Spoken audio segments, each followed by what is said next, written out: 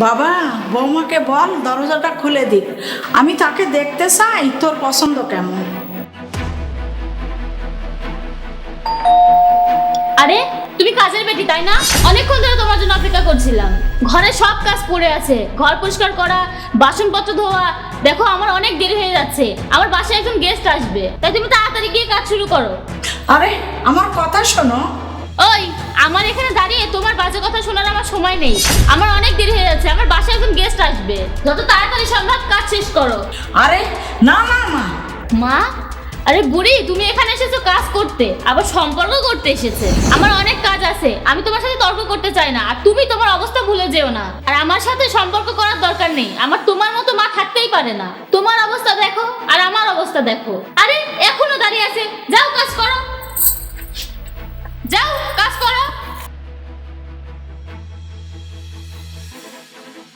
হ্যাঁ বেবি, আর বইলো না, এক বুড়ি কাজের বেটি এসেছে, একদম ফাঁকিবাজ। আচ্ছা বাদ দাও, আমি তোমার সাথে সন্ধ্যায় দেখা করব।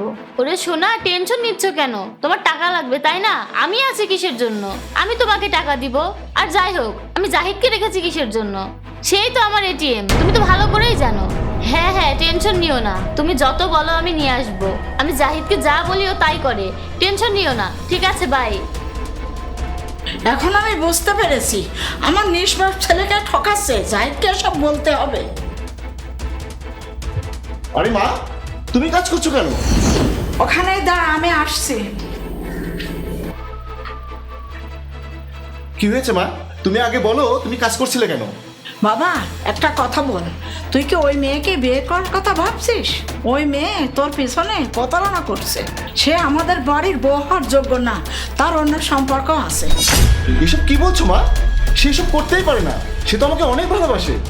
ওরে বাবা, তোর মাকে বিশ্বাস কর, আমি তোর মা। আমি তোকে মিথ্যা বলবো কেন? তোর সুখ চাই, তোর বিয়ে ভাঙবো কেন?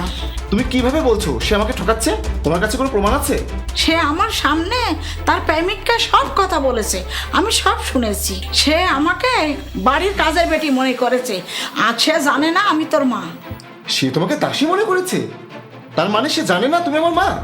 আমি এই সুযোগে ওর গোপন কথা সব শুনে তোকে বলবো। তুই কোনো টেনশন করিস না, তুই একটা দিন আমাকে সময় দে। ঠিক আছে মা। জাহিদ, আমার ভাই খুব অসুস্থ, তার চিকিৎসার জন্য আমার 5 লাখ টাকা দরকার। তোমার ভাই? কিন্তু তুমি তো বলেছিলে তোমার কোনো ভাই নেই। আরে আমি বলেছিলাম আমার বোন নেই, সে আমার ছোট ভাই। ঠিক আছে, টেনশন করো না, আমি তোমাকে সকালে 5 লাখ টাকা দিব। তোমাকে অনেক ধন্যবাদ জাহিদ, তুমি অনেক ভালো। তুমি বসো, আমি বাইরে থেকে একটু কাজ করে আসি। আমি ভালো করেই জানি কে তোমার ভাই। যাই, কি কথা বলো শুনে আসি। হ্যালো।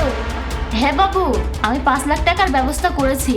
আমি জাহিদকে একটা ছোট্ট মিথ্যা কথা বলেছি যে আমার ভাই অসুস্থ, আমার 5 লাখ টাকা দরকার। এখনই 5 লাখ টাকা নাও, তারপর আমি তার কাছ থেকে পুরো 20 লাখ টাকা তোমাকে নিয়ে দেবো। ঠিক আছে, এখন বাই।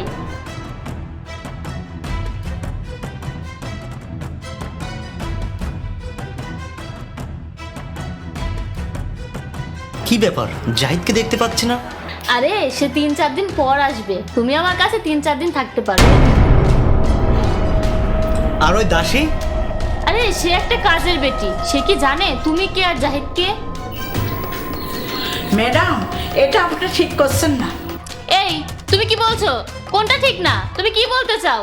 দেখো, আমি তোমাকে পরিষ্কার বলছি, তুমি নিজের কাজের কথা মাথায় রাখো। এখানে কাজ করতে এসেছো, নিজের কাজ করো, আমার দিকে নজর দিতে হবে না। স্যার যদি জেনে যায় আপনার কি হবে ভেবে দেখুন। দেখো, সে আমার মায়ের মতো আচরণ করছে, দাঁড়া তোকে দেখছি। আরে বাবু থামো, আমি দেখছি।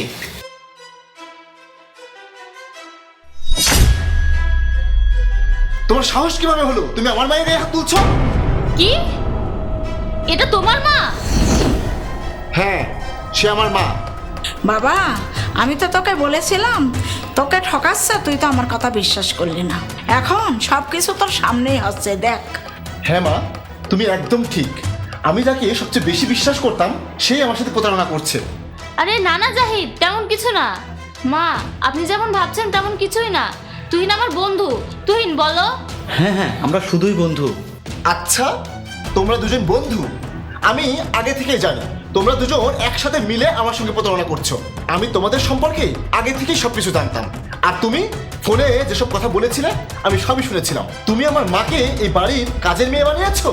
আরে তোমাদের মতো মানুষের কারণে মানুষ তার ভালোবাসার প্রতি ভরসা হারিয়ে ফেলছে। মানুষকে ধোকা দিয়ে কি পাও? তুমি যখন আমাকে ভালোই বাসনি তাহলে শুধু টাকার জন্য আমার কাছে কেন এসেছিলে? আমি কখনোই ভাবিনি যে টাকার জন্য কোনো মানুষ এতটা নিচে নামতে পারে। আরে আমি তো তোমাকে বিয়ে করতে চেয়েছিলাম, আর তোমার সঙ্গে দেখা করার জন্যই মাকে এই বাড়িতে ডেকেছিলাম। মা, আমি আমার ভুলের জন্য দুঃখিত, আমাকে ক্ষমা করবেন। আমি আর এমন ভুল কখনো করব না।